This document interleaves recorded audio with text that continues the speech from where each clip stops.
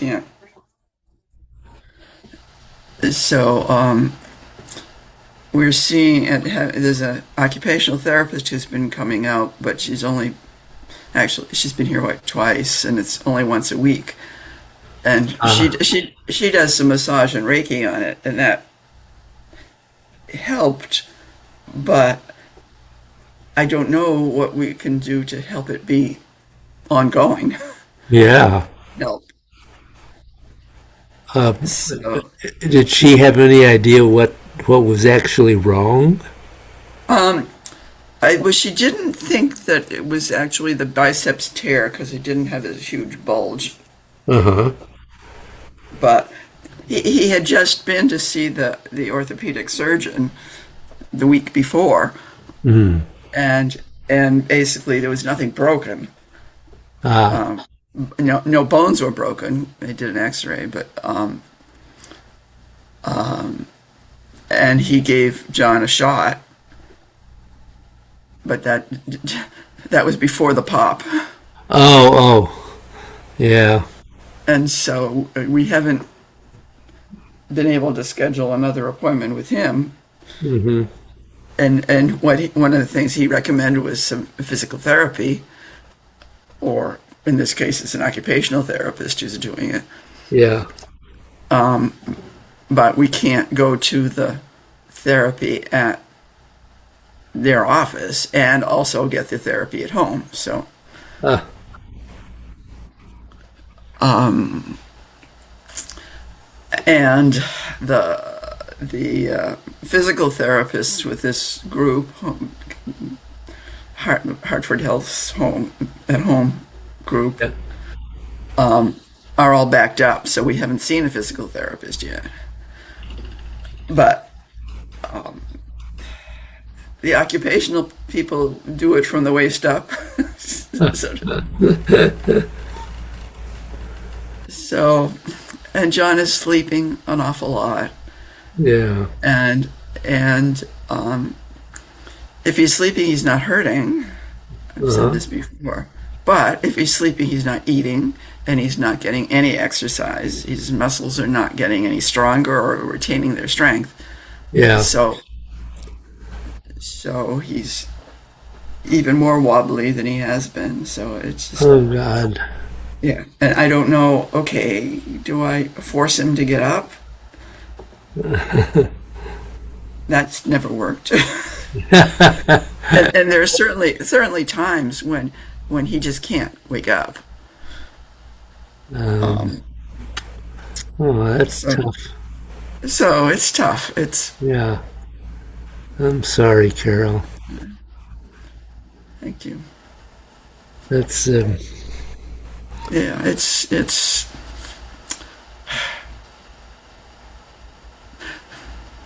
and with his arm not working, I have to help him get dressed and undressed. yeah. So I used to be able to just, okay, I have to do something in the morning. I can go off and do it and know he will get up at some point and dress himself and go have breakfast. But Yeah. he's not going to get up if I'm not around to help him dress. Oh. So it's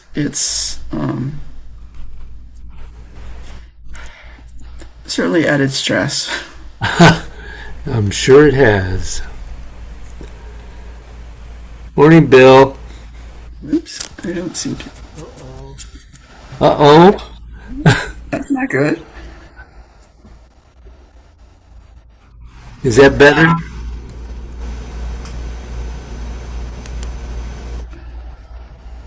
It doesn't look like he sees us. Yeah, okay. I had turned the sound up and the computer decided to turn it back off. Oh, great. Good morning, Mr. Bynum. Good morning, David. Morning, Carol. everybody. Good morning. I just got hearing aids yesterday. Oh, you did? So I've got them in, except the one on my ear is weird on this side, and I don't know if it's actually in. properly because it doesn't go. Oh no. So they may not work for me. I'll find out. I talk to the person again next week. Yeah. But so this is the first time I've done Zoom with them on. I did a FaceTime yesterday, and the sound was much too quiet. So I don't know what. That can It's be tricky experiment. business. Yeah. Yeah. Morning, Joanne. Good morning, everyone. How you all doing? We're Thanks for the update on Rick. Oh, yes. I ask Patrick and Frida whenever I see them at church, and just to get a little bit of where things are at, right? I figured the update helps us, the details. yeah. Yes. Yeah. We now have a lot of details. Yeah. Well, it had been over a month. A lot happened since he came home.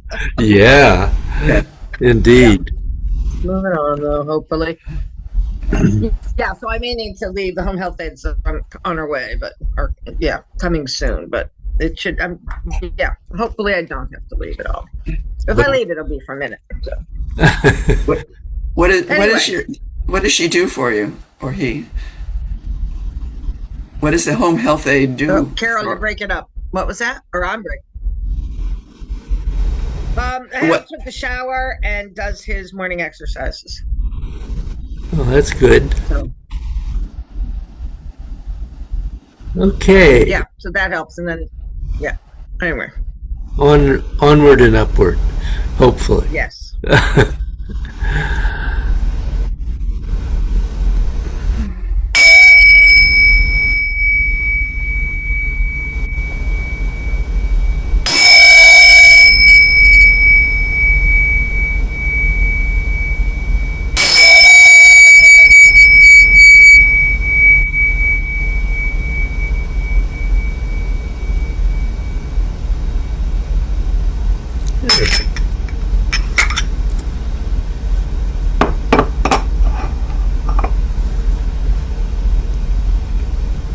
So what have you discovered this week in your practice?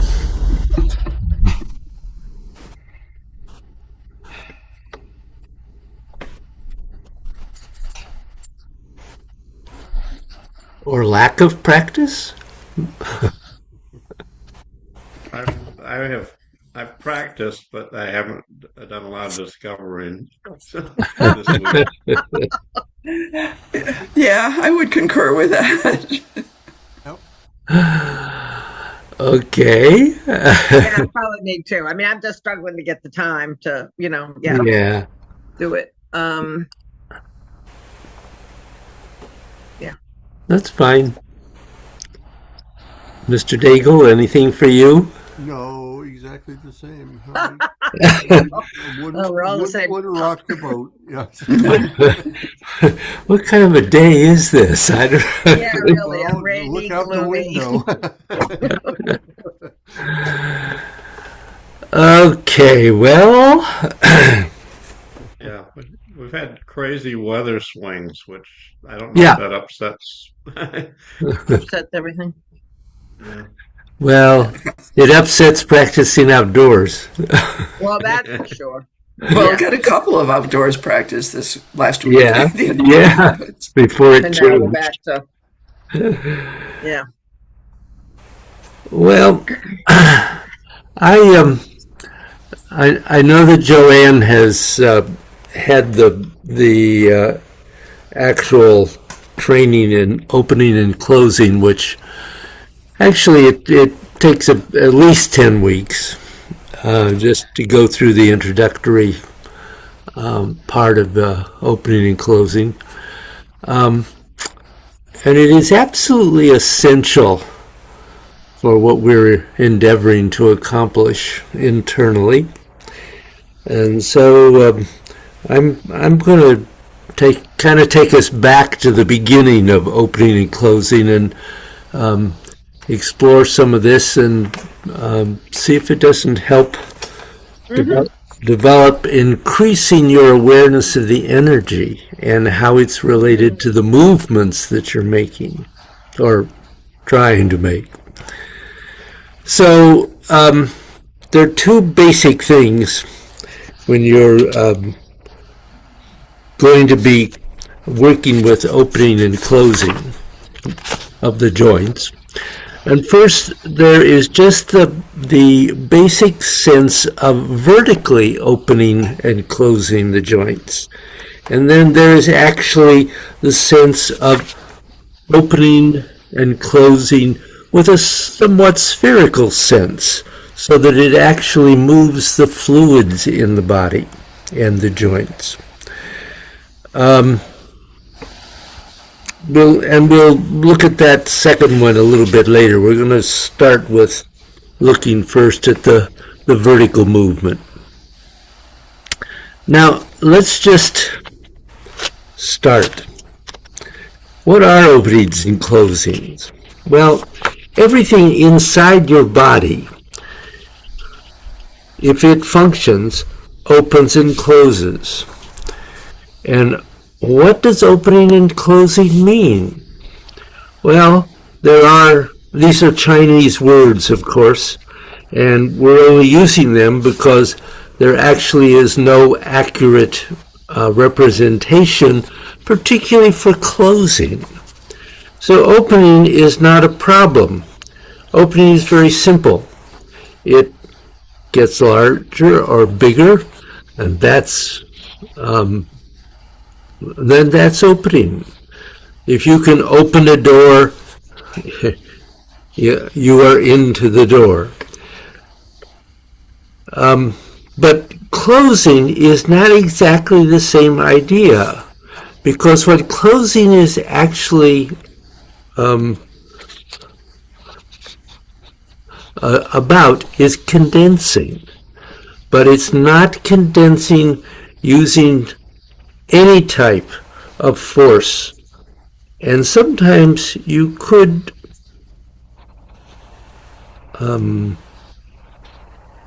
confuse the idea of closing with some idea that you're supposed to use force. Now, if you look at a macro level, in the terms of universal phenomena, the biggest thing is in opening and closings is the universe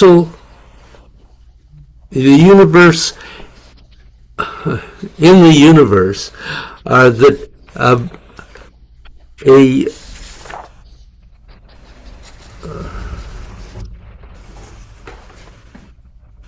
that there are a multiple of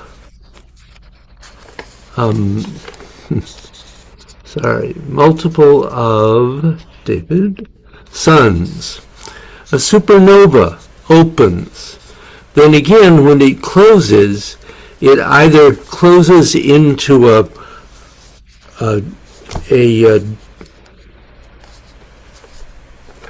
dwarf star, or it goes into a black space. And that's a closing. So, first, from the Chinese point of view, an opening is truly a yang action, and yin, of course, is the closing. Now we're going to begin this starting off with the joints of the hands, and eventually your elbows and your feet, and the ribs. And that is simply because they're easier. Most people have a lot more ability to feel the joints of the upper body because they move them all the time than they do the joints of their hips or their legs. Most people are just more not that sensitive. So we're going to start with the hands, the wrists. they're easy and much more.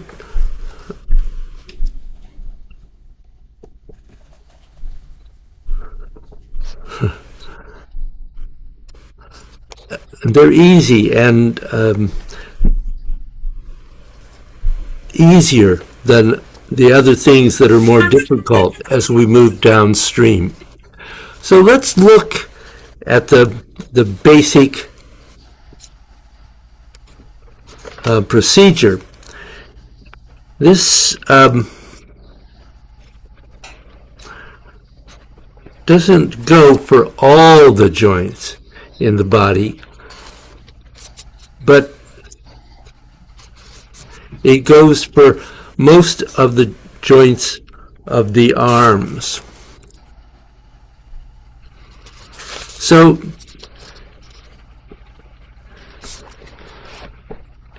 I'm going to enlarge me so you can see me at this point.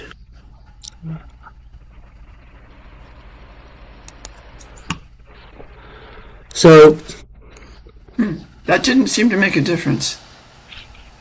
it didn't? No. Well, gosh, it did for me. What can I tell you? It will be larger in the video.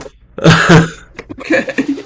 I don't know what else I could do about that. There was a little blink, and then you looked just to be about the same size as you are now. Isn't that weird?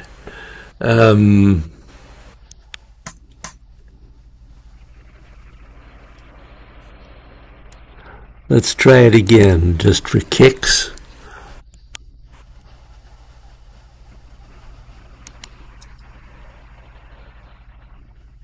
No difference, huh? No, nothing happened. Okay. I don't know why. I'm sorry. That's beyond me.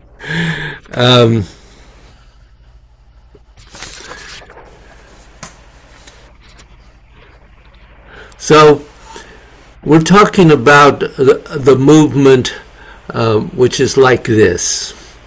So obviously this is closing and this is opening. And that functions pretty much for all the joints in your arms.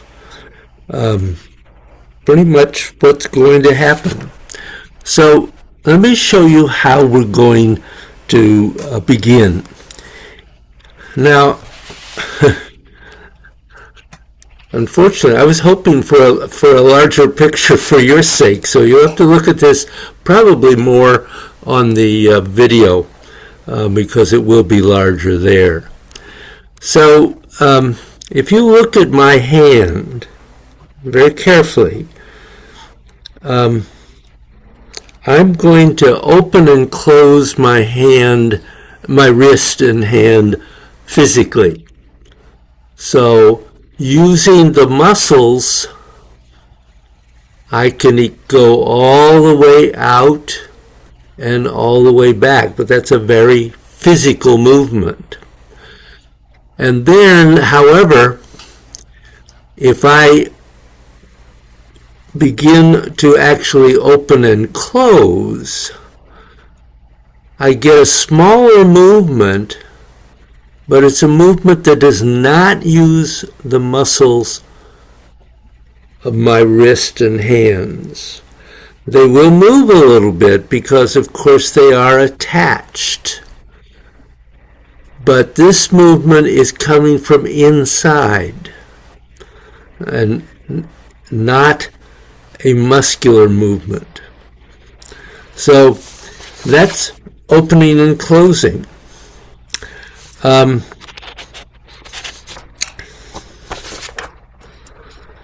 So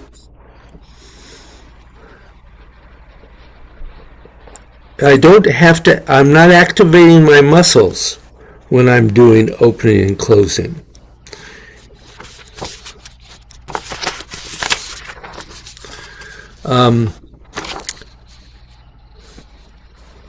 The actual impetus, the actual source of this is happening inside the joints themselves. So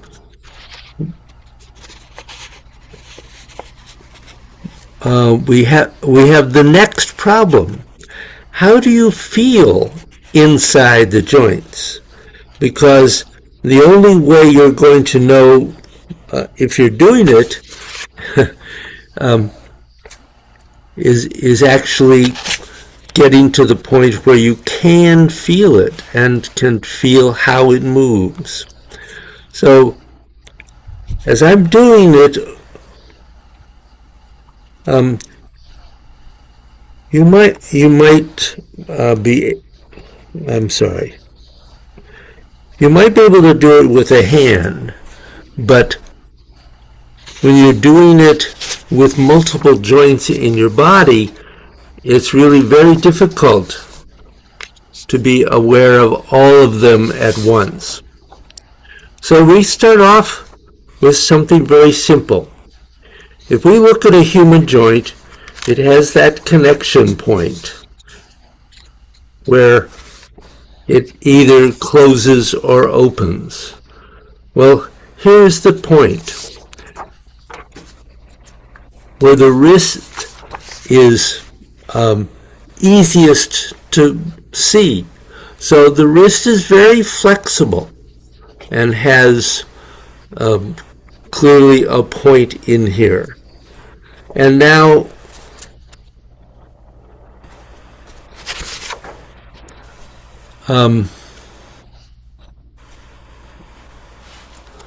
so as I was doing before, I'm not moving the arm or using the muscles, but I'm allowing something inside to extend the wrist. And I'm doing it not at the maximum distance it can go, because that's one of the things we have to work on, is to find the 70% of the movement. So the sequence of practice here is to start, and I will say that this is something that's done probably more effectively with a partner doing it to you, but you can do it yourself.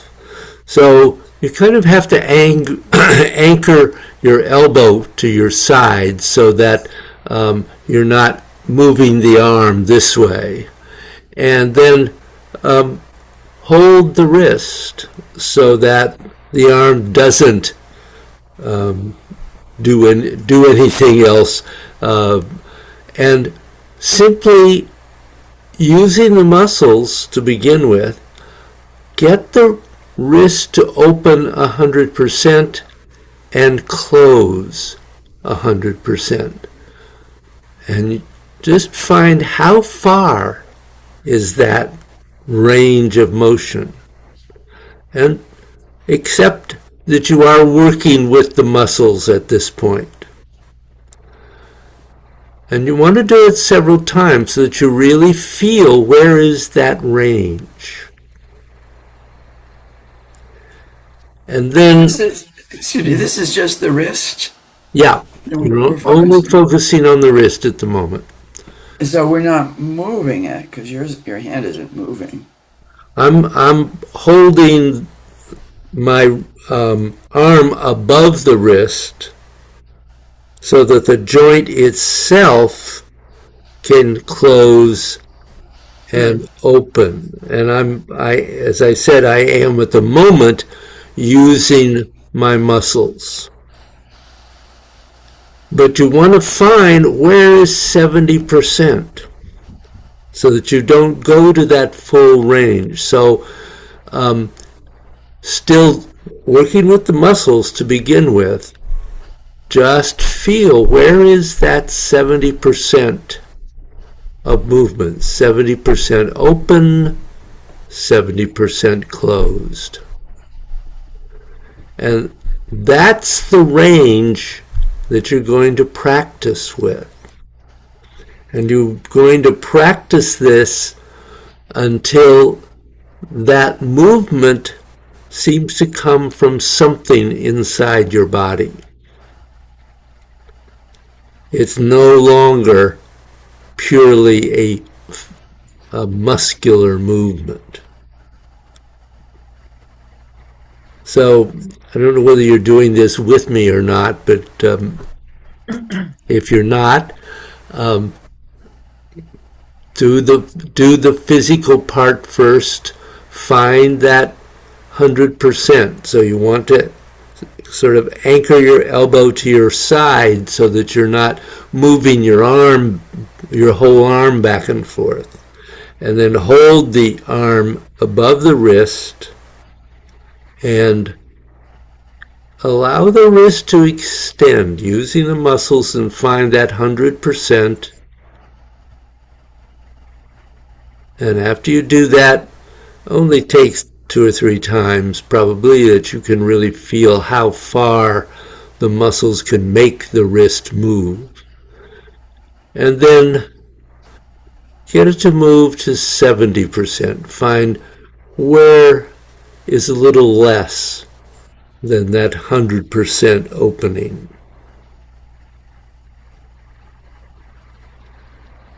And this is the range you want to work with. And eventually you want to be able to do it without holding the wrist. You feel where is that movement out and where is that movement in. And obviously if you were here, you'd be able to see what my wrist is doing. It's going to be pretty hard on Zoom. Although when you can see the enlarged screen, it will be easier. And so we want to just do this. And clearly this is something you can do anytime you have a few minutes to work on it. You don't have to have a particular practice time, because the only way you can access the real sense of opening and closing is just to practice this until you feel like your body is simply doing it. You aren't causing it to happen. And gradually you will find that, and we'll talk about hand and fingers probably next week, but you'll find that you can feel the energy flow as you just open and close the wrist 70%, even if you're doing it with the muscles. It will increase the flow of the energy. But you're trying to move beyond that point eventually. And you want to work with both wrists. So you need to go to the other side and do the physical. Really open it as far as it can possibly go, and then close it as far as it can possibly go. And do that 2 or 3 times until you really can feel in that wrist what that range is. You're using your muscles at this point. So just simply allowing that to happen. And then find where is 70%. Mm-hmm. And one of the things you will probably find is that the two sides are not exactly the same.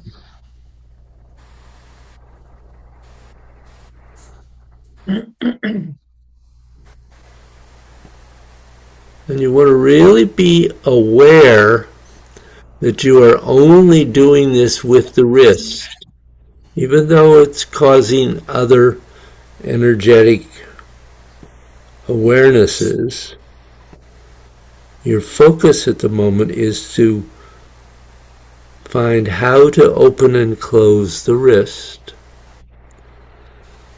And practicing this eventually leads to that sense that something inside you is moving without you activating the muscles.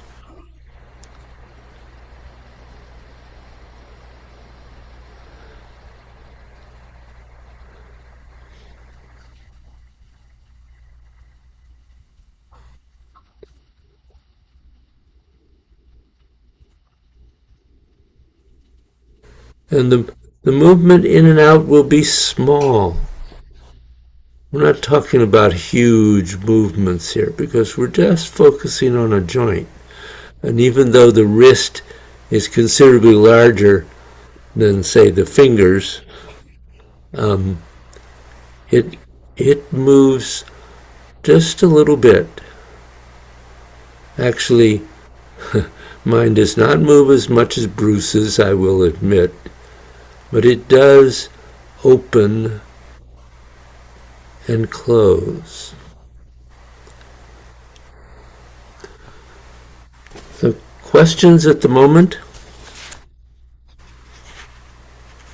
David, the closing, I'm assuming that is not just a sort of a receding back to the normal posture, but that there's some energetic movement like the opening, but different because it's closing. So, I mean, the closing is not just an emptying of no, the open too. Yeah. no, it isn't. Right. That's the wrong word because we're talking about the yin and yang movement of the energy. Yeah. Okay.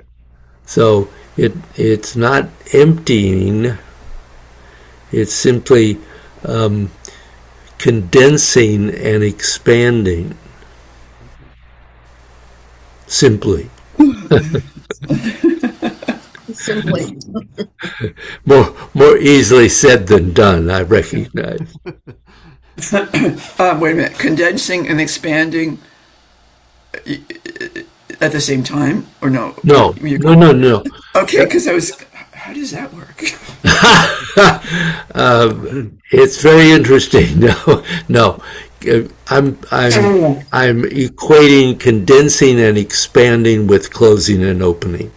Okay, that's clear. Thank you. Yeah, I'm just trying to use other words there. And I think the word we've explored condensing to some degree, so we have some idea of what we mean by that. Other questions at the moment? So I've talked about how the first posture in the form is just opening and closing. And so just so you can see this, hopefully to some degree, when you begin, we of course try to return to stillness, to Wu Qi. And then as you begin to open and close in the body, you begin to feel the energy moving through the entire body and without using your muscles. And gradually what happens is that you will find the movement of your body beginning to happen. And it's most obvious, obviously, in the arms, but this is also happening throughout the rest of my body. And I'm not doing this with my muscles. I'm allowing that flow of the energy to do it within me. So my weight is shifting, my entire body is expanding and condensing, since I use those words, because it has that feeling, and it's a flow. It's a flow inside. Okay?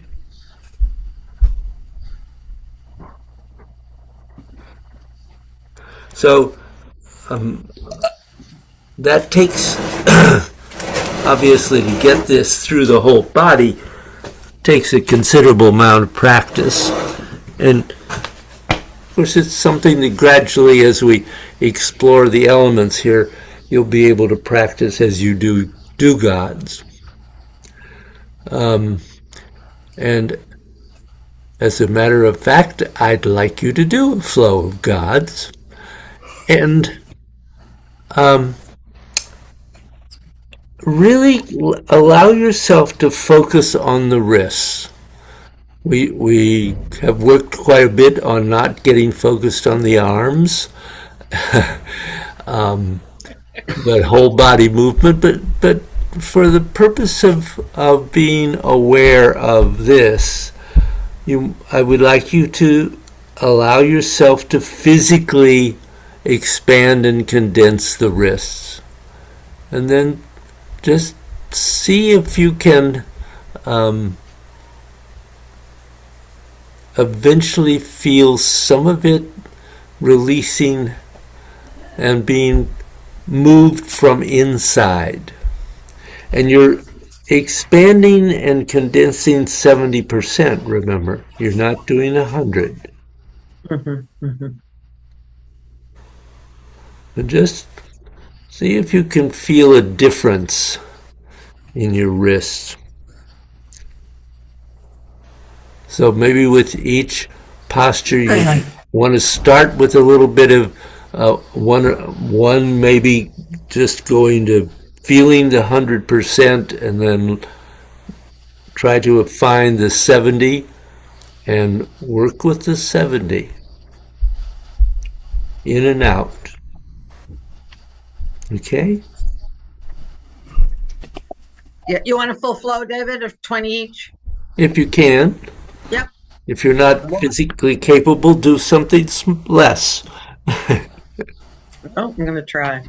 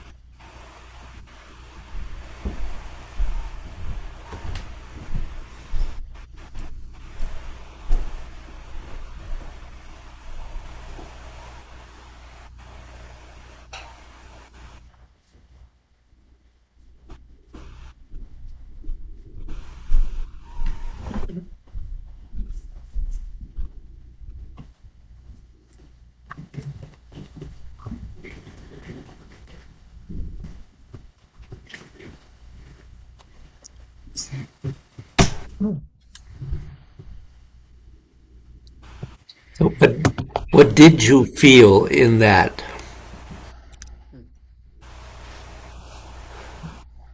Or not? Yeah. I felt that it helped define the transitions, among other things. Hmm. Mhm.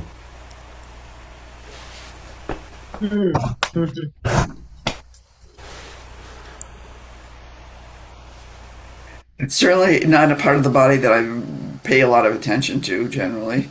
Mm-hmm. And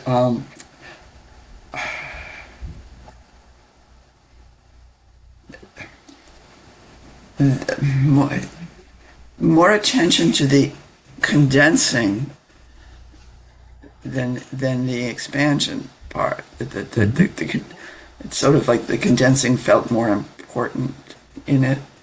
Mm-hmm. That's not exactly the sense, but it was. It's sort of where the focus ended up. It's more difficult, and therefore, you're right. I think that does happen. And then towards 5 and 6, I needed to expand it up into my scapula because Mhm. that needed to expand and condense in order to keep moving. Well, even though you're focusing on the wrist, you don't want to stop the other movement. Right. Absolutely. Right. But it needed a little more focus for a while there. Yeah. Good. Hmm. Yeah, I had that same experience. I mean, because I've done this practice before, kind of thinking about just the wrist. Yeah, like, oh, just the wrist, which is good, challenging, but good. I think for me, the biggest challenge was just thinking about the 70%, Yeah. which I think I'd kind of not been thinking about a lot. Um, and I think, like Bill said, it was helpful. It was helpful. There was some like, oh yeah, okay, kind of insights, and feeling a good energy flow. 7 was a challenge. uh, Yeah. what the heck am I doing here? I mean, I think I've been improving on 7, but yeah. Anyway, okay. I think in 7 we sort of tend to forget the wrist and hands. Yeah, yes, and it's not that I'd totally forgotten them, but I'd not placed them in such a focus. Yeah. It was a little like, okay, yeah, yeah. And I think also with 7, not with any of the others, but with 7, it felt more like an on-off kind of a thing. Huh. Like now they're open, now they're closed. Where with all the others, it was the process of Yeah. opening and closing. Maybe that was yeah.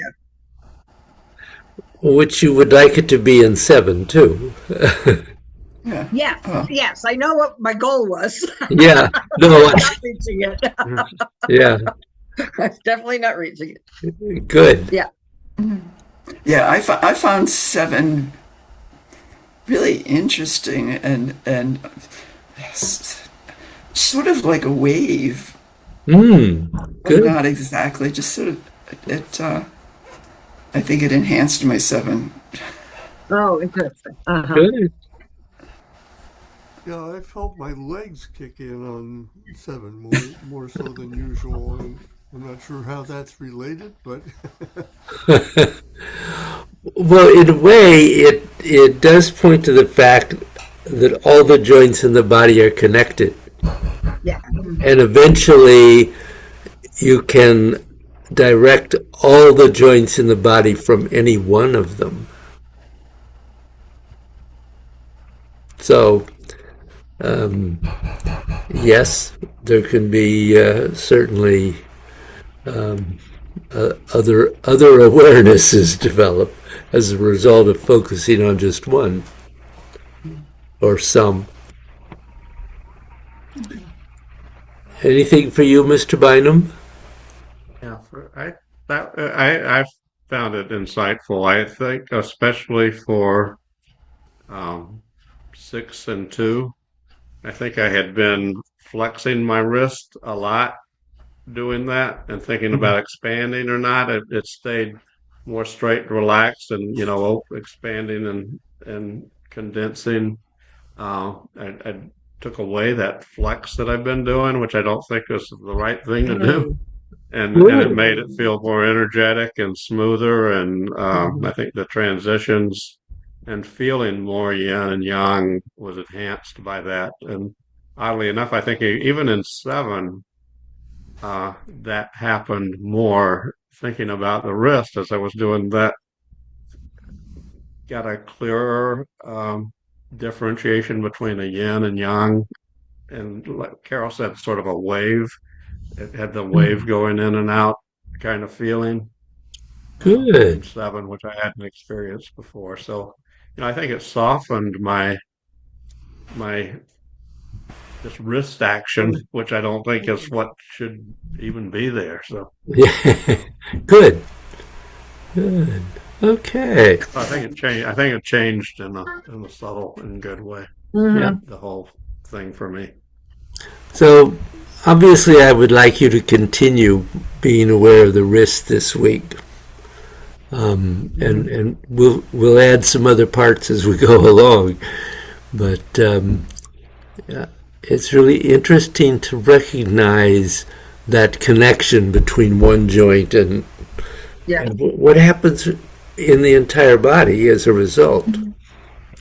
So, very good. Other questions or thoughts?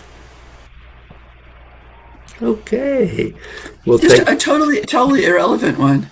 Oh, Was sure. it was your washing machine running or something at the There was a beginning? noise. There was a weird There was a noise. rhythmical kind of noise that Um, seemed to be coming from David. it could have been. I wasn't aware of it. I was focusing on you guys. Yeah, well, it seems like Zoom might accentuate it, but No, Yeah. it's just I didn't get that at all. That's I funny. I think it did, might and then be I your forgot hearing about it, but device. it was very obvious at first. Yeah. Ah. Oh, was it? Wow. Well. You still hear it, Carol? Because I have my no. little heater on, No. but There's very light. nothing running now. Um, it might have been. Yeah, I don't know. I'm sorry. yeah. When No, when just it happens all the time to you, you don't notice those things. Yeah. Yeah. Yeah. It could be anybody's microphone, actually. Could be. Yeah. well, no, it was David that was lit up. Oh. Well, he was highlighted. Yeah. Yeah. Yeah. They let you know if you sneeze. Okay. Yeah. Well, I wasn't doing it, but. No, obviously not. Okay. Well, have a good week and Great. Thank you. practice, practice, practice. Do our best.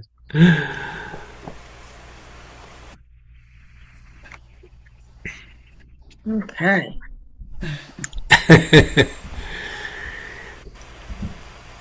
So obviously, this can extend into into the form. Well, this is how I first learned it. So, Carol, you didn't do that for Carol's class, David? No. I know. Well, I you did- actually went back and found some of my old notes. Aha. I knew you had my handouts. Yeah. On open and close. Yeah, so that was helpful. Yeah.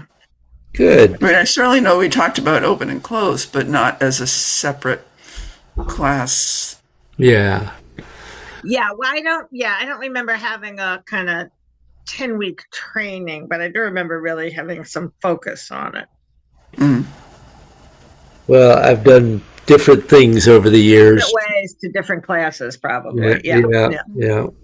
And I think also having been, Carol, I think your class was more like a solid group of people that went through. I feel like my class, there are a lot of people coming and going at times. Right? I mean, and so then you're kind of, David's reviewing bringing the new folks up. So I've kind of benefited from, oh yeah, we're going to do a refresher now on open and close because so-and-so is here or whatever. Well, Yeah. review is always helpful. Yes, Oh, review yes. is always helpful. I've never felt like, oh, not this again. I know. Me too. Yeah, no, and we go deeper anyway, right? So yeah. Oh yeah. Yeah, and our class, he was trying things out. I mean, we were the first ones he was teaching this stuff to, so Right, he may have right. refined it a lot by the time he got. I might have indeed. You're Hopefully I that's the did. first child. And he'd come back to it, but Yeah. So that's one of the things I have experienced in the Tuesday class where we're working with the Wu 30 form, and that is that there are many postures where people are not clear about where opening and closing transitions, where it functions. So one of the things I would suggest is that maybe this week, as you hopefully get a chance, maybe even just to do the form once, to think about if there are postures where you don't understand where the opening and closing occurs. Okay. Yeah. For instance, subdued tiger and offering incense are often ones that are, you want to do it, but you're not quite sure how opening and closing functions there. Yeah. Yeah. It's more obvious in most other practice. Yeah, it's not obvious in some places in even in grasping sparrow's tail. Well, yes, that one actually. Because in looking over my notes, I found looking for the open and closing, I found a little kind of cheat sheet on open and closing, and I was like, oh wow. Yeah. Yeah, when you actually are endeavoring to do that Yeah. in the form, it is difficult and takes some practice. Yeah. Yeah, but that's a good, that So would be a good goal for next week, is to really try to look at yeah, that. at least we could look at any specific postures where you had questions about that. Yeah. I recognize that both of you have considerable demands on your time at the moment, so I understand. We all go through those periods, but that wouldn't take a lot of time to. No, I think for me the biggest challenge is I practice in the morning, and that's when Rick needs the most support. Yeah. Probably with Carol, probably with John too, right? It's like, John does sleep late, but yeah. Yeah. But it's a little harder for me to do. I used to do it while he was at work. It was like I had the house, I had the space. And I probably should be getting up earlier, but then I need my sleep too.